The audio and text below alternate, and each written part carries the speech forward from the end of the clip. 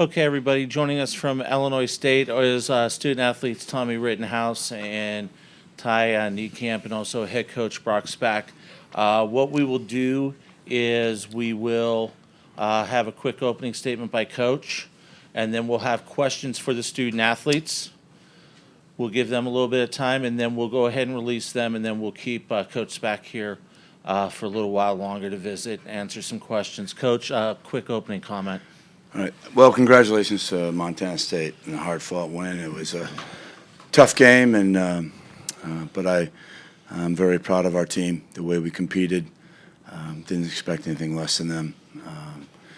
Just couldn't find one more play, and we needed to make one more play in order to win it. But when you look at a game, it's a 1-point loss like that. There's probably 10, 15, maybe even 20 plays in the game. If you just make one of them, you win it. And weren't able to do that. We came up a little short, but I'm just really proud of our team. They've fought through a lot, and to get here, heard a lot about how they how the Cinderella thing. I think this is a really good football team, and just really proud of them and the leadership of these guys next to me and throughout our team. Used all year, really helped us, and this is a really good team for us. So, with that, I'll open up for questions. Thank you so much, Coach. We have a couple of microphone passers out there. Once again, to ask a question, please name and affiliation, and then once again, we're just going to go with the student athletes right now. So we'll open it up for questions. We'll start right here, left side front. Barry Botino, Prairie State Pigskin. Tommy, could you just share your emotions? It was a lot of ups and downs tonight, and just how you guys played in the second half. Can you share a little bit about that? Yeah. First and foremost, I want to give all glory to God. I couldn't be here without him. I really wanted this one.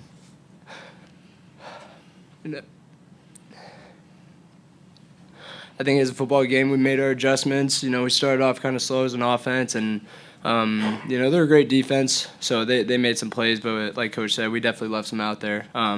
Definitely some I want back, but to go out like this, it's pretty fun, I guess. Except we're on the losing end. But I can't be more grateful for the ISU community, the boys, that I played with tonight, and everything that, I've been gifted. We'll come over here on the right-hand side, second row on the far end. Nathan Swaffer, FCS Nation Radio. For Tommy or Tye, I know the emotions are raw right now, but when you look at what this group accomplished, how much you guys were able to do, what did it mean to be able to have this type of season with this group? Yeah, it was special. At least for me, it's my last year, and I don't know, what's after football for me, future opportunities. But, like I said, I just feel blessed. I feel grateful for, this team and the season and run we had, the ISU community, city of Bloomington Normal. It's a real special place, and I wouldn't trade my experience for the world. We'll come right up here in the front on the right-hand side, please. Yeah, Tom Stuber, Skyline Sports. Coach, on that blocked field goal there at the end of the game, did you see anything on that, and can you just talk about what you saw? It looked like there was a ball handling issue on both of them, but it's hard to say without watching the tape. But it looked like there's a little bit of ball handling, and the ball was a little flat, and the ball didn't get up. And that's one thing. That's why we made the change for place kicking, because Mike can get the ball up pretty well, but I think might have been a little ball handling. I don't want to point the blame at anybody without watching tape, but it looked like there was a little bit of a ball handling issue on both of them. Once again, just a reminder, we're only asking questions of our student athletes right now. Coach will be staying with us for a little while longer. In the back on the left-hand side.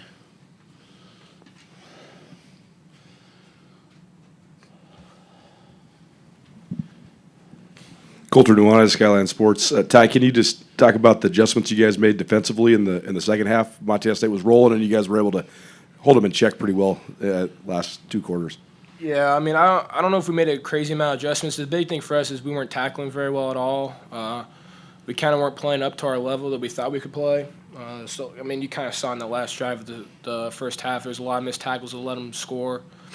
And then in the second half, we tackled a lot better, and that was the reason we played a lot better in the second half. There wasn't really a crazy amount of adjustments. I think the only thing really adjusted was bringing a lot of pressure on third down because we were getting home. Any other questions for our student athletes? We'll come right up here into the front row on the right-hand side. Randy Reinhardt, Bloomington Panagraph.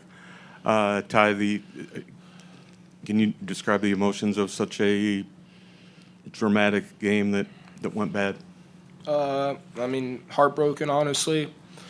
The worst part's going back into the locker room and then seeing the seniors. It's awful, honestly.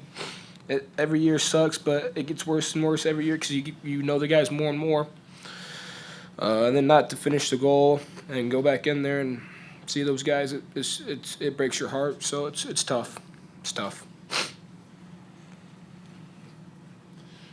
Any other questions for our student athletes? Go ahead. We'll go back here on the right-hand side, third row. This is for either Tommy or Ty. I don't know if you heard the attendance. I guess they said it was the largest attendance since 1996, and well, I know. Well, what do you think it contributes to that kind of support for both teams? Yeah, I mean, it's great support. That was a classic football game right there. Yeah, I mean, I had a blast, no matter win or lose. Yeah, it was an electric atmosphere for sure. It's probably the most fun I've had playing in a game. So We'll go ahead and release our student athletes. Gentlemen, terrific year this year. Congratulations. Thank you. Thank you for the time.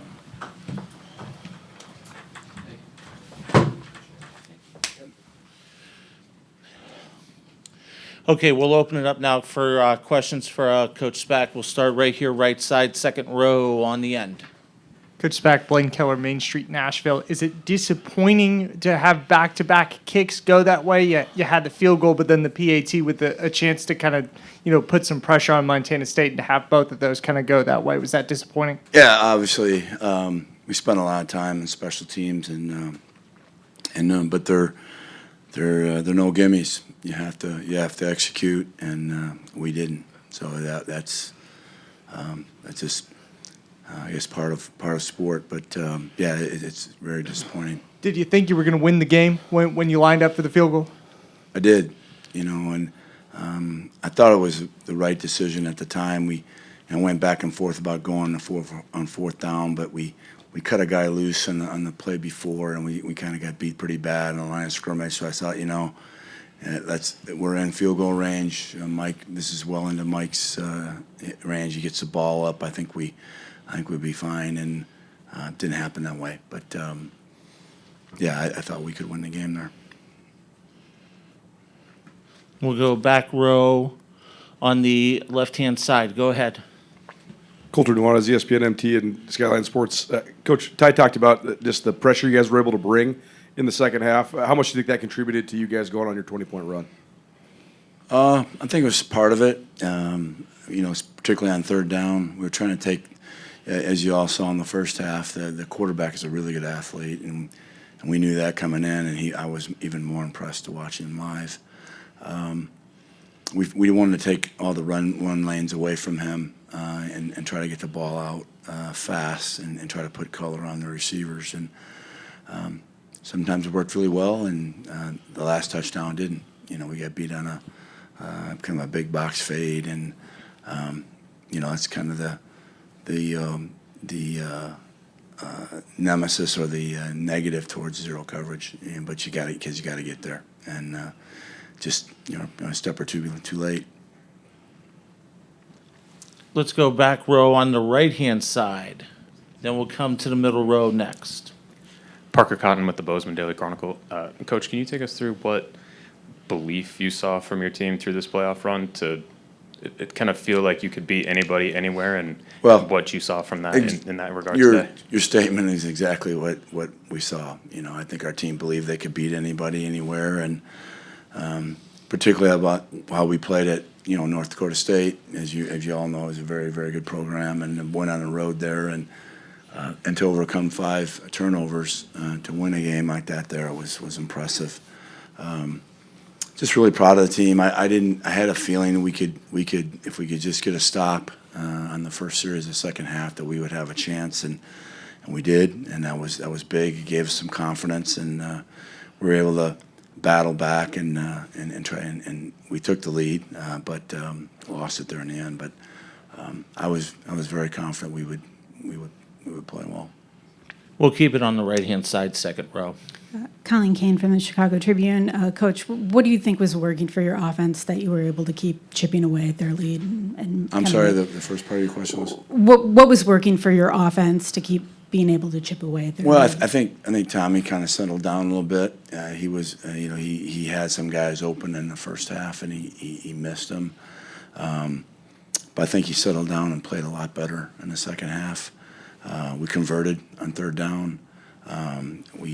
We had our running game was pretty good. Was efficient, and we're able to keep Montana State off balance. I believe with how we were attacking them with our run and throw. But again, I think his accuracy and his ability to find receivers in the second half was that was what the adjustment was for the offense. I mean, just say we had some guys open. We went back to some things we saw on the iPads, and we took advantage of it in the second half. Sorry, Coach. We're going to go over to the left-hand side, back row. Coulter Nuanez, Skyline Sports. Can you talk about the fourth down where you targeted Sopkowitz in the end zone and he scored, and how much momentum that was able to give you guys? Well, he's our best player, and being a defensive coach all my life, and you always want to know who the touchdown makers are, and they did the way they were defending Daniel in the first half. They were pressing with a corner with a safety over the top. They weren't allowing him to run by him, but it freed up some other guys. You saw Four had a great game for us today. He's a great competitor, and he's going to be a really good football player. He's already a good football player, but he's really young. He's come off a broken leg last year as a freshman. He's a walk-on player, so not anymore, but he was when he came, and he's. And I think they had to kind of balance their coverage up a little bit, and that gave us some room to run a double move with Daniel down there in the red zone. We got time for one more. Go ahead in the back row. Parker Cotton with the Bozeman Daily Chronicle again. Coach, can you take us through just to what extent the preparation was like in trying to defend and figure out where Taco Dowler was, and how that transitioned to seeing him in person today? Yeah, we go way back with the Dowler family, in Laramie. Joe Dowler, the grandfather, was a guy I knew when I was there as a coordinator. He's a great guy. He's a handful. He's another guy. We knew he was good on tape, but he's even better in person. He made us miss a few times in the first half. We had very poor tackling, and I look back, and if I look back, a key drive in the game was the score right before half. I thought, they had 3 big chunk plays, and it was bang, bang, bang, touchdown. And we didn't tackle very well. We didn't vice tackle very well, and that was something that shouldn't have happened. It did. So I that's why I told the team, and it's hard for them to understand that right now. That it comes down to one play. Well, it wasn't the field goal. It wasn't the extra point. There's a lot of things that could have happened in that game. If you make one of those plays, you win a game like this. And I think they'll see that someday. I hope, but it's hard to tell them that right now. But he's a very good player. We tried to punt away from him in the punting game. We tried to punt the ball as close to the sidelines that we could get, because our punter has been very good at directional punting, and we just didn't want him to beat us. But he played really well, particularly in the first half. we couldn't tackle him. That was the key of the first half. We couldn't get Dowler on the ground, and the other receivers too. He's not the only one, but just didn't push the ball down the field. They haven't done that all year. They just had a lot of meshes, a lot of controlled passing game. They dump the ball to the receiver and let him run, and they do a good job of it. Coach, thank you very much. You bet. Congratulations on a great season. Appreciate everything everybody's done from here. This is a great venue. Appreciate it. Thanks, Coach.